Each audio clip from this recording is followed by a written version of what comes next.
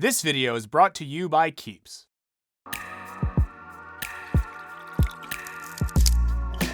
What's up, Wisecrack? Michael here. The GameStop debacle captivated the world because it showed that apps like Robinhood have given us normies a collective and unprecedented power and influence over the stock market. Until it didn't. Robinhood, Interactive Brokers, and I believe E-Trade came out and were limiting the ability to buy stocks through their app, so limiting going after GameStop. Amongst the chaos and to the outrage of its users, Robinhood and other apps like Webull and TD Ameritrade temporarily stopped people from being able to buy shares of certain companies. After this happened, subreddit Wall Street Bets tweeted in outrage that individual investors are being stripped of their ability to trade on the Robinhood app. Meanwhile, hedge funds and institutional investors can continue to trade as normal. A lawsuit was filed accusing Robinhood of purposefully, willfully, and knowingly removing the stock GME from its trading platform in the midst of an unprecedented stock rise, thereby deprived retail investors of the ability to invest in the open market. This all raises some pretty cool questions.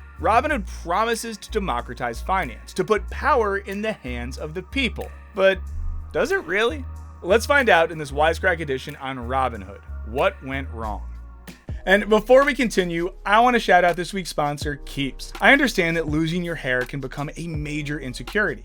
But luckily, we live in 2021 where science can help. Keeps is an affordable treatment plan designed to help you keep your hair. Get it? With Keeps, you can visit a doctor online and get their FDA-approved hair loss medication shipped right to your door. They make it easy and deliver your medication every 3 months, so you don't even have to go to the pharmacy. Prevention is the key to stopping hair loss, so the sooner you act, the more hair you can save. Find out why Keeps has more 5-star reviews than any of its competitors, and hundreds of thousands of men trust Keeps for their hair loss prevention medication by going to keeps.com/wisecrack. If you use our link, you can get 50% off your first box. Now, back to the show. Scholars, journalists, and finance nerds alike argue that trading apps like Robinhood make investing money accessible to everyone. It's even in Robinhood's mission statement, to democratize finance and to do it for free. In the pre-app days, it wasn't possible to go to war with a hedge fund from the comforts of your home. Before the popularity of trading apps and online brokerages like E-Trade, the small percentage of people who wanted to invest and buy individual stocks would have to go to a library, read up on finance, and research company financial reports to help them decide what stocks to buy. Day traders would call up voice brokers who were either on the floor of the stock exchange or had access to expensive stock ticker machines called quotrons and ask them to execute the trades for a fee. In some places, like the New York Stock Exchange, you can still shout such requests at your broker, but most people don't have time for that. In short, the ability to buy a stock for $4 and sell it for $5 on the same day was pretty rare for the normal population and often reserved for the pros. Most normal people who invested in the market went through an institutional investor, an organization specializing in investing other people's money. They would manage a diversified stock portfolio for you. If you're lucky enough to have a 401k, it probably works like this. But most institutional investors require you to put in a minimum amount of money, usually in the thousands, rendering them inaccessible to lots of people. Basically, if you wanted to go to the moon with an individual stock at this point, you needed a solid stack of cash. No offense, but you wouldn't have been and still aren't of interest to many traditional brokers as a client because small investments usually don't bring in big commissions. And of course, there were people like Jordan Belfort running around taking your money to invest in penny stocks. You mailed in my company a postcard a few weeks back requesting information on penny stocks that had huge upside potential with very little downside risk. Does that ring a bell? But with the advent of apps like Robinhood, people are suddenly able to build their own portfolios and invest in whatever they want with a tap on a screen. Want to buy 1/18 of a share of Amazon and see what happens? Go ahead. Want to spend your last $5.52 on your friend's, buddy's, uncle's weed company that just went public? Just swipe up to confirm. With trades like this being so easy, the number of individual investors, also called retail investors, increased dramatically. In the past 10 years alone, the percent of equity trading volume by retail investors nearly doubled from 10.1% to 19.5%. And with trading commissions going out the window on places like Fidelity, E-Trade, and Robinhood, it's easier than ever to take a shot at day trading or dump your spare change into the clever crevice stock. This is all well and good, but you may have wondered, how exactly does Robinhood make money when it's letting you trade for free? The answer lies in something called payment for order flow. And an explanation of it can help us understand that in spite of democratizing finance, Robinhood's primary customers are the exact same big financial players they are quote-unquote disrupting. Payment for order flow is when big financial institutions, also called market makers, pay Robinhood for the privilege of handling your transaction. Basically, for a fee, Robinhood routes your order information through a hedge fund to execute the trade, instead of sending it directly to a stock exchange. Think of order flow as a bunch of moving traffic. Your order leaves the Robinhood app and heads towards its final destination, the stock market. In an ideal world, we all want to get to the destination in the quickest way possible. But instead of doing that, big trading firm or hedge fund will pay to have the traffic diverted through them first. This might seem fine and good, like a traffic conductor merely directing some cars to where they need to go. But it's maybe more accurate to think of it as said conductor diverting cars to a parking garage where their buddies can promptly rip off the drivers. Okay, maybe a little extreme, but it's important to remember that every transaction in the stock market has some theoretical winner and loser. That is to say, the buyer either bought the stock for what it's actually worth, or the seller should have gotten more money. When hedge funds go against hedge funds, it's like a complicated math war to find information nobody has and buy stocks that are undervalued, or at least sell overvalued stock to some sucker who doesn't know any better. And that sucker is probably you. As the Wall Street Journal notes of companies who use payment for order flow, they are willing to pay for order flow from online brokerages because they are less likely to lose money trading against individual investors than on an exchange where traders tend to be larger and more sophisticated.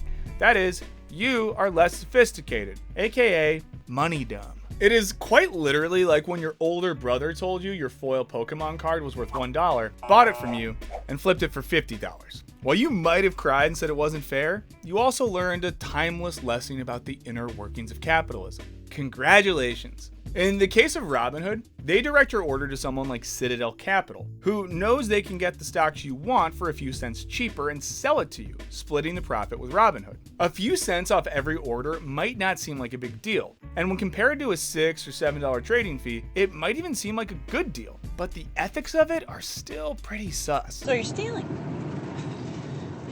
No, you don't understand. It's very complicated. Payment for order flow was pioneered by one Bernie Madoff. You know, the Ponzi scheme guy. It's literally how he made his fortune before the aforementioned Ponzi stuff. Madoff made his name through Bernard Madoff Investment Securities, which bought and sold stocks on behalf of brokerage firms. To encourage orders to come his way, his firm would pay brokers a fee, usually brokers with large bases of relatively unsophisticated retail clients. Now, if stock trading is sophisticated 3D chess, payment for order flow lets your opponent know what your move is ahead of time. The key to the stock market for hedge fund managers is knowing things other people don't. Specifically, by getting in a stock when it's still priced low before everyone else figures out how valuable it is, thus driving up the price. In the case of payment for order flow, the orders of you or the Wall Street Bets crowd are known to market makers literally before they happen.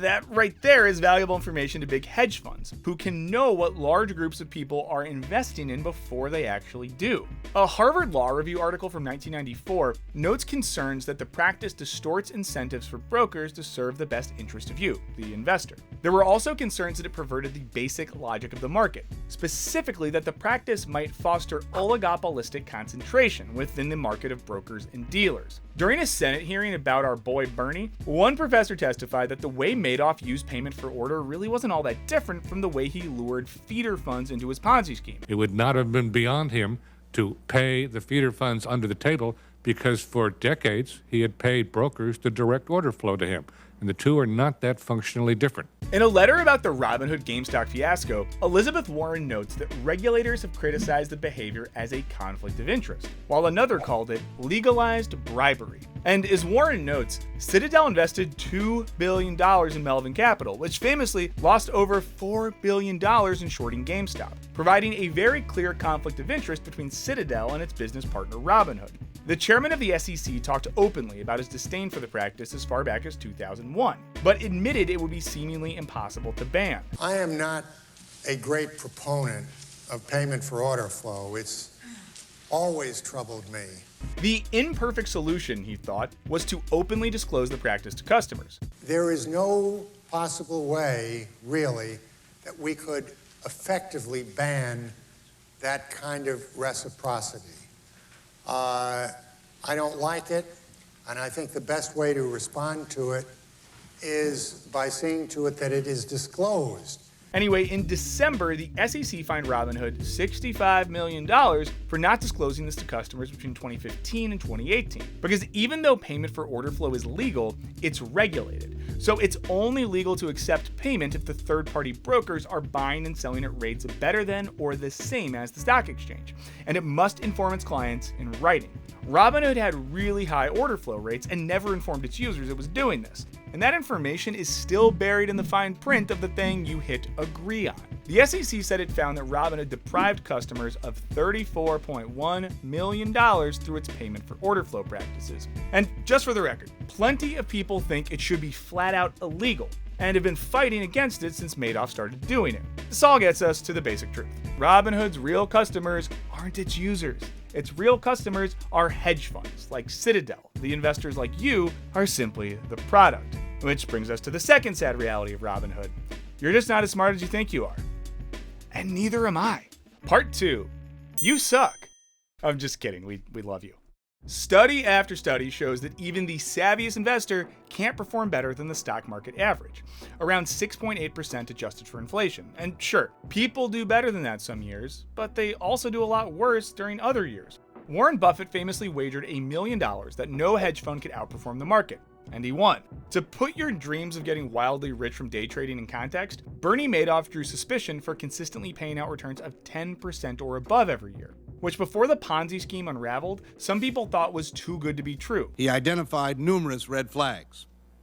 Returns that were too good to be true, consistent gains over 10% every year in bull and bear markets alike.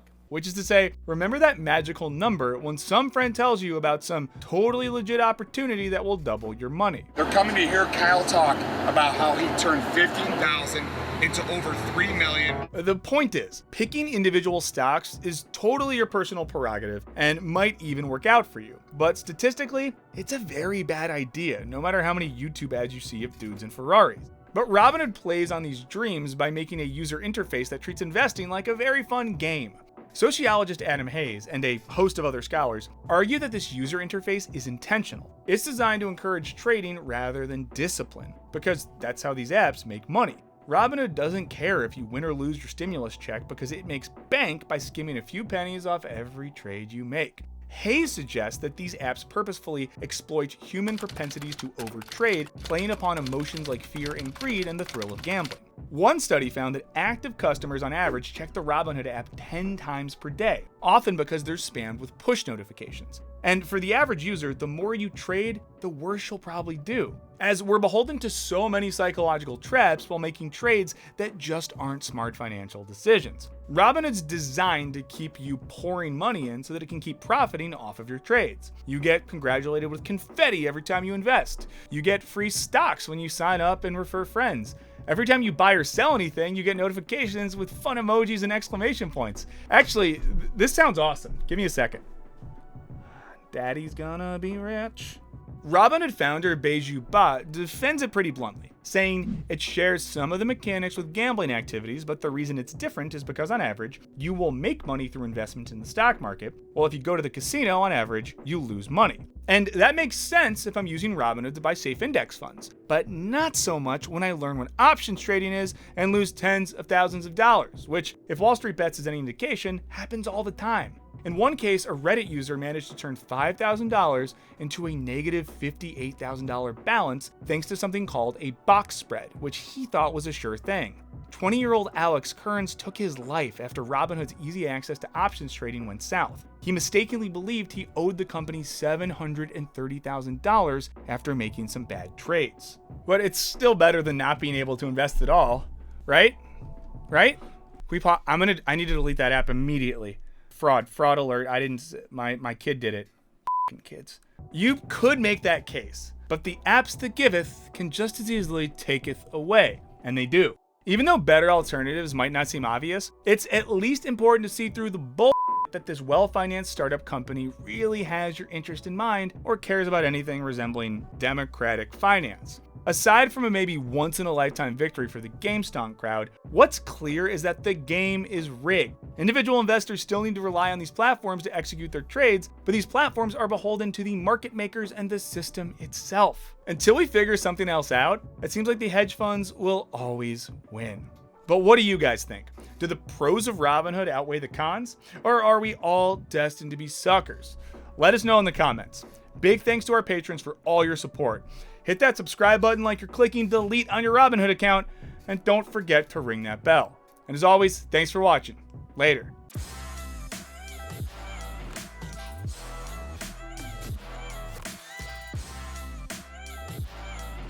Okay, username Santa Claus of Dat Skrilla 420. That works. Oh my, I'm gonna be so rich. Never coming back to the studio again.